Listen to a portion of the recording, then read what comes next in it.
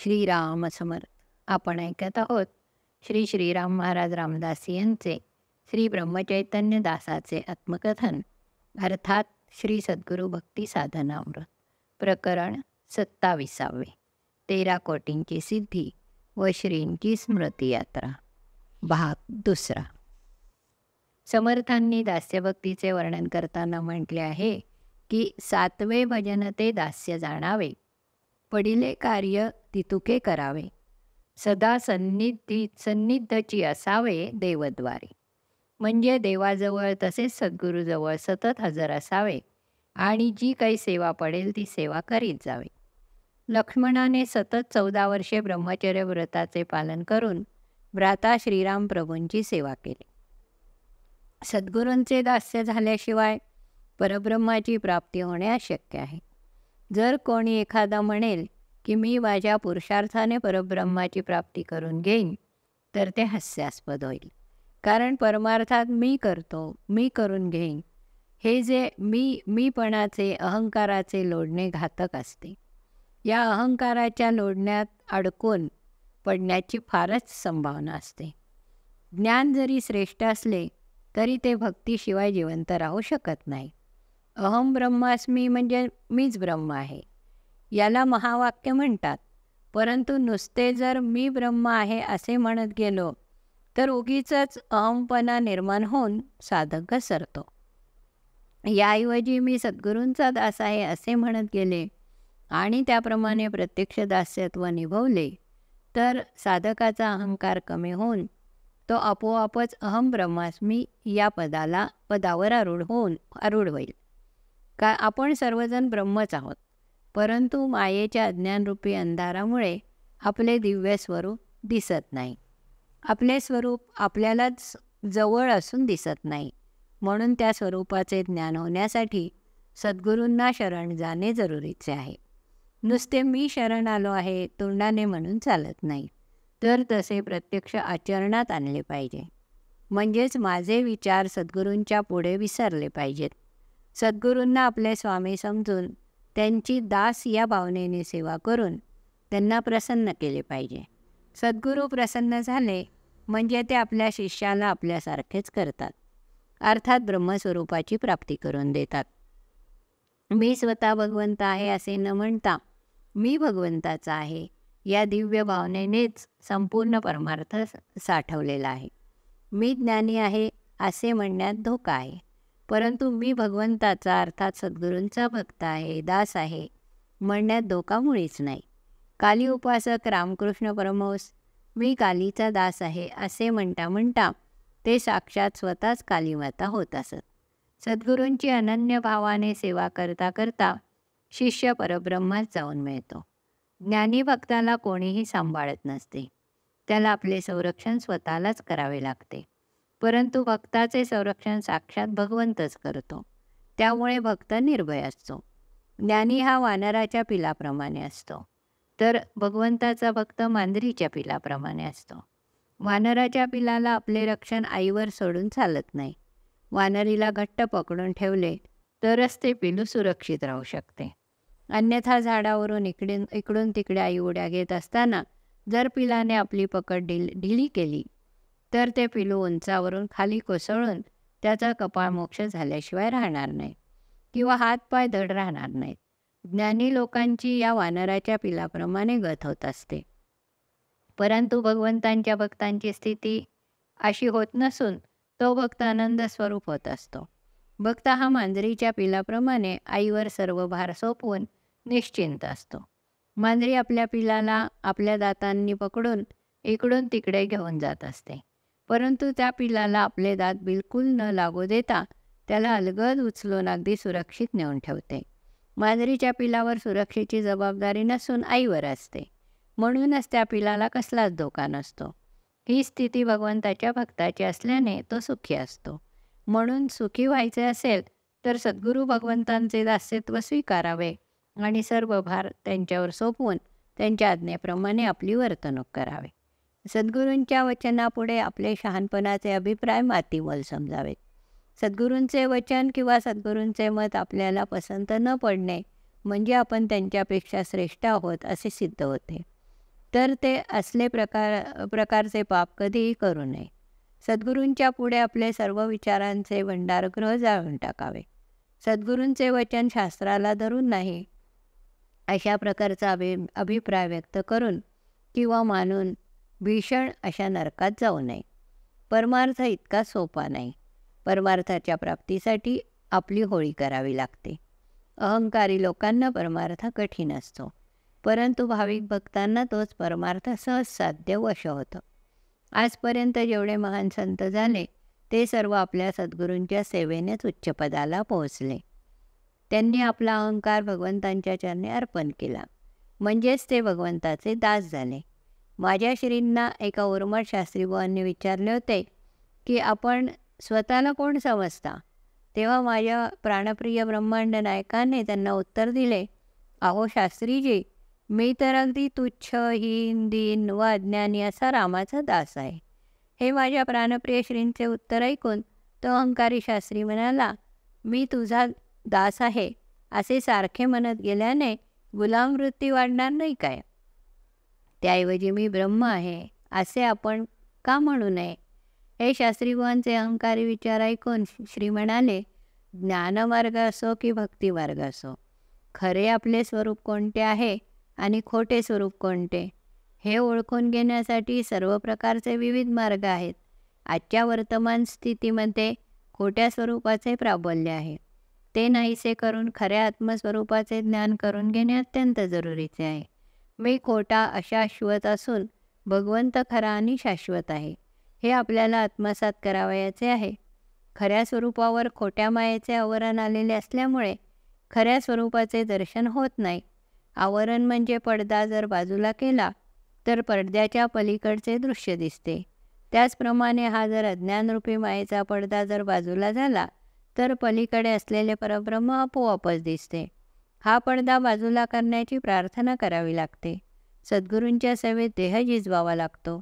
माझ्या श्रींनी सद्गुरूंच्या सेवेत कशा प्रकारे देह झिजवला हे पाहावयाचे असेल तर श्रींचे चरित्र जरूर वाचा. सद्गुरूंचे दास्यत्व न स्वीकारता अहम ब्रह्मास्मी म्हणणारा कधीच त्या उच्च आणि दिव्य पदाला पोहोचणार नाही. एखादी मुलगी नवीनच लग्न होऊन सासरी गेली आणि पहिल्याच दिवशी सासूला जर म्हणाली, आई मला तुमच्या कमरेच्या किल्ल्या द्या, मी सर्व काही सांभाळून घेईन, असे ऐकून त्या सासूबाईला काय वाटेल याचा विचार करा. तिजोरीच्या किल्ल्या सासूकडून हस्तगत करावयाच्या असतील तर त्या सुनेला प्रथम सासूचे दास्यत्व स्वीकारावे लागेल. तिच्या आज्ञेप्रमाणे वागून सासूला प्रसन्न करावे लागेल. वेळप्रसंगी कटू शब्द ऐकावे लागतील. तिचा त्राससुद्धा सहन करावा लागेल. तिची मर्जी सांभाळावी लागेल. सर्व दिव्यातून गेल्यावर सासूबाई आपण स्वतःहून सूनबाईंना राजतिलक करतील. अहो, साध्या नश्वर व्यवहारात जर एवढा आटापिटा करावा लागतो तर सूक्ष्म अशा ब्रह्मपदाच्या प्राप्तीसाठी सद्गुरूंचे दास व्हायला नको का? नश्वर अशा प्रपंचातील व्यक्तींचे दास होण्यापेक्षा शाश्वत अशा सद्गुरू भगवंतांचे दास होऊन शाश्वत ब्रह्मपदाची दिव्य किल्ली सद्गुरू भगवंतांकडून हस्तगत करण्यामध्येच मनुष्य जन्माचे खरे सार्थक आहे. सद्गुरूंचे दास होण्यासाठी प्रपंच सोडण्याचे काहीच कारण नाही. प्रपंचातील आसक्ती सोडून केवळ कर्तव्य म्हणून प्रपंच करावा. त्यामध्ये आपली देहबुद्धी कालवू नये. सर्व प्रपंच सद्गुरू भगवंतांचं देण आहे असे समजून सद्गुरू भक्तीमध्ये मस्त होऊन विदेही आनंद लुटावा. प्रपंच शाश्वत नसून सद्गुरू भक्ती शाश्वत आहे असे समजावे. म्हणून प्रपंचात काहीही सुखदुःख आले तर त्याचा परिणाम सद्गुरू भक्तीवर होऊ देऊ नये. सुख मिळाले तर भक्ती केली आणि दुःख मिळाले की भक्तीला तिलांजली दिली अशा प्रकारे मूर्खासारखा व्यवहार करू नये. माझ्या मनासारखी बायको मिळाली तर सद्गुरू भक्ती करेन, नाहीतर सोडेन असे व्यापाऱ्यासारखे करू नये. अहो, बायका, पोरे, नोकरी, चाकरी, मान, अपमान या सर्व गोष्टी आपल्या ललाटावर सटवीने लिहिलेल्या असतात. त्याचप्रमाणे आपल्याला सुखदुःख भोगावे लागते. तर मग आपण ते मिळाले किंवा न मिळाले तर सद्गुरू भगवंताला का बरे दूषण लावावे? त्यांनी तुमच्या प्रपंचातल्या उणीवा भरून काढण्याचा ठेका घेतलेला असतो का? काही तर मंडळी फारच मूर्खपणाने सद्गुरूंशी व्यवहार करतात. ती मंडळी मनात संकल्प करतात, माझे अमुक काम झाले तर सद्गुरूंना सोन्याचा मुकुट चढवेन. तर काही म्हणतात सद्गुरूंना रुद्राभिषेक करेन. तर काही म्हणतात सद्गुरूंना मिठाई खाऊ घालेन. तर काही म्हणतात सद्गुरूंना अमुक-तमुक वस्तू अर्पण करेन. अहो विचार करा, अमुक काम झाले तर मारुतीसमोर नाच तमाशाची पार्टी देऊ. असे जर कोणी म्हटले तर त्या मारुतीला काय वाटेल याचा विचार करा. त्याचप्रमाणे निर्विकार संत मंडळींपुढे विकारी वस्तू ठेवल्या तर त्यांना काय वाटेल. निर्विकारी सद्गुरूंना वस्तू जरूर अर्पण कराव्यात, परंतु वस्तू देताना त्या वस्तूचे ममत्व अर्पण करावे. वस्तू अर्पण करताना त्याबाबत आपल्याला काहीतरी मिळावे अशी अपेक्षा ठेवू नये. त्यांच्याकडून भक्ती, ज्ञान, विवेक, वैराग्य अशा गोष्टींची अपेक्षा जरूर ठेवावी. सद्गुरुदेवाला काही कमी आहे म्हणून त्यांना वस्तू अर्पण करतो, ही भावना अत्यंत हीन दर्जाची आहे. अहो, ज्यांनी ब्रह्मांड नायकाला प्राप्त करून घेतला आहे अशा महापुरुषांना तुमच्या तुटपुंज्या नश्वर वस्तूंचे काय कौतुक असणार. वस्तू देवाला अर्पण करण्यामागे परमार्थाचा फार मोठा सिद्धांत लपला आहे. नश्वर वस्तूंचे प्रेम तथा आसक्ती कमी व्हावी आणि भगवंतांचे तथा सद्गुरूंचे प्रेम आपल्याला लाभावे म्हणून सद्गुरुदेवाला वस्तू अर्पण करावयाच्या असतात. सद्गुरूंवर प्रेम करण्याचे ते एक माध्यम आहे. सद्गुरूंना अत्यंत प्रेमाने नुसता साष्टांग नमस्कार घातला तरी ते प्रसन्न होतात. जे जे उच्च आणि उत्तम असते ते श्रींना अर्पण करताना आपले सर्व काही ममत्व अर्पण करावे. त्यांना अर्पण करताना म्हणावे, हे सद्गुरू भगवंता, तुझे तुलाच अर्पण करतो आहे, तरी कृपा करून हे स्वीकारावे. काही मूर्ख मंडळी देवाला अर्पण केलेल्या गोष्टीचा फारच गवगवा करतात. या मूर्खांच्या हे लक्षात येत नाही की आपण जेव्हा जन्माला आलो होतो तेव्हा अंगी टोपी घालून आलो होतो का, की रुपयांच्या नोटांची पुडकी घेऊन आलो होतो.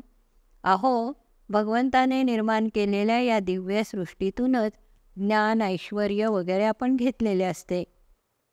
परंतु मूर्ख लोक म्हणतात की आम्ही आमच्या पुरुषार्थाने मोठे झालो. अहो, पुरुषार्थ करायला तुम्हाला ज्ञान, शक्ती कोणी दिली याचा विचार केलाय का? मग उगीचच व्यर्थ बडबड करू नये. आम्ही मोठे श्रीमंत, कारमधून फिरणारे, अन्नदान करणारे, गरिबांना मदत करणारे, अरे छी छी असे कधीही गर्वाचे विचार करू नये. या सृष्टीमध्ये प्रत्येक वस्तू भगवंताने निर्माण केली आहे. त्याची त्याला अर्पण करताना अहंकार प्रदर्शित करणे हे केवढे मोठे मूर्खपणाचे लक्षण आहे. अहो, हे दानी जेव्हा जन्माला येतात तेव्हा डोंगणाला साधे फाटके चिंध्याचे वस्त्रही नसते. इतर लोक या नागव्याला लंगोट नेसवतात आणि याला थोडी शिंगे फुटली, कमवायला लागला की म्हणतो, मला इतका पगार आहे, मी इतका शिकलो आहे, माझे नाव प्रसिद्ध आहे, माझ्याकडे 4 बंगले आहेत, 10 बायका आहेत, 2 डझन माझी पोरे आहेत, सगळ्या पोरांची मी थाटाने लग्ने केली, त्यांच्या नावावर भरपूर पैसा ठेवला आहे, पोरींची लग्ने केली, त्यांना खूप सोने दिले, लग्नामध्ये 1,00,000 रुपयांची विद्युत रोषणाई केली, 10,000 रुपयांचा गुटखा वाटला, तृतीय पुरुषांचे नाचगाणे हे केले, ते केले. अरे रे, केवढा हा मूर्खपणा आहे. याला नेसायला म्हणजे डुंगण झाकायला साधी कापडाची चिंधी नव्हती आणि हा पठ्ठा म्हणतो हे केले ते केले. अरे मग मूर्खा, सद्गुरूंनी किंवा भगवंतांनी काय केले हे तरी सांगा. तूच जर सर्व केले तर त्या ब्रह्मांड नायकाने नुसते तमाशे केले काय?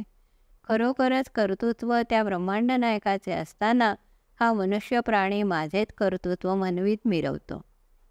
याला काय म्हणावे? चोरावर मोर म्हणतात ते अगदी खरेच आहे. आपल्याला जर सुखी व्हायचे असेल तर सर्व कर्तृत्व सद्गुरुदेवावर सोपवावे. उगीच डोक्यावर भार वाहून गाढवासारखे कंबर वाकवून चालू नये आणि मी सद्गुरुदेवाला अमुक दिले तमुक दिले असा पाडा वाचू नये. सद्गुरू हे मोक्षरूपी संपत्तीने श्रीमंत असतात. म्हणून माझ्या सद्गुरूंना मी श्री या नावाने संबोधित असतो. सद्गुरू हे आध्यात्मिक संपत्तीचे राजे असतात. म्हणून सद्गुरूंना श्री महाराज या नावाने संबोधले जाते. माझे प्राणप्रिय सद्गुरू हे साक्षात परब्रह्म असल्याने त्यांना कोणत्याच नावाची उपाधी लावता येत नाही. परंतु काहीतरी गृहीत धरल्याशिवाय भक्ती करता येत नाही. म्हणून नावाचा मायारूपी प्रपंच स्वीकारावा लागतो. समर्थ महापुरुषांच्या लीला सामान्य लोकांना भगवंतांकडे घेऊन जाण्यासाठीच असतात. आता आमची स्वारी फलटण गावी येऊन पोहोचली. याच गावात आमची स्वारी पंचमहाभूतांची देहरूपी खोळ घेऊन श्रींच्या सत्तेने कार्तिक वद्य षष्टी सन 1954ला पृथ्वी तलावर आली. असो, नश्वर देहाचे काय वर्णन करायचे. फलटणला 10 मिनिटे बस थांबून आता पुढे गोंदवल्याकडे धावू लागले. इंदूरच्या बसने आमचा रामराम पुण्यामध्येच घेतला होता. माझ्या श्रींचे जन्मस्थान, समाधीस्थान, बाललीलास्थान तसेच अनेक भव्य आणि दिव्य लोकांनी ओतप्रोत भरलेले माझे प्रिय स्थान जसजसे जवळ येऊ लागले तसतसे माझे मन श्रींच्या समाधी दर्शनासाठी उतावळे होऊ लागले. उतावळा नवरा गुडघ्याला वाशिंग अशी माझ्या मनाची स्थिती होऊ लागली. आमची स्वारी दुसऱ्याच गावाला आपले गाव म्हणू लागली. तेव्हा मी माझ्या मनाला समजावून सांगत असे, तुझे गाव तू बरोबर जाणतोस, थोडासा धीर धर, आता अर्ध्या तासात गोंदवले येईन. हे मनाचे विचार मला पटले आणि शांत बसून राहिलो. यावेळी एका कीर्तनातली एक विनोदी गोष्ट आठवली. ती अशी: एका गृहस्थाला मुंबईला लवकर पोचायचे होते आणि मुंबई 500 किलोमीटर लांब होते. आता काय करावे म्हणून ते शहाणे लवकर पोचावे म्हणून बसमध्येच इकडून तिकडे आणि तिकडून इकडे अशा भरधाव चक्रा मारू लागले. तेव्हा एका सज्जन चिकित्सकाने त्याला विचारले, का हो असे का धावता? तेव्हा ते गृहस्थ म्हणाले, अहो काय सांगू तुम्हाला, येथून मुंबई जवळजवळ 500 किलोमीटर आहे आणि मला लवकरात लवकर पोचायचे आहे. म्हणून मी विचार केला की बसून कसे चालेल, पळत राहिलो म्हणजे लवकर पोहोचेन. हे त्याचे चमत्कारिक विलक्षण बोलणे ऐकून त्या बसमध्ये अक्षरशः खसखस पिकली. म्हणजे सगळी मंडळी पोट धरून जोरजोराने हसू लागली. कोणतीही गोष्ट उतावीळ होऊन वेळेच्या आत मिळत नसते. प्रत्येक गोष्टीला त्या ब्रह्मांड नायकाने एक विशिष्ट मर्यादा घातलेली आहे. अशा विचारांच्या तंद्रीमध्ये माझ्या श्रींचे दिव्य महाक्षेत्र गोंदवलेची सीमा केव्हा येऊन ठेपली कळलेच नाही. थोड्याच वेळात श्रींच्या समाधी मंदिराचा दिव्य कलश त्या गगनभेदी उंच शिखरावर दिसला. श्रीराम हरिओम तत्सत.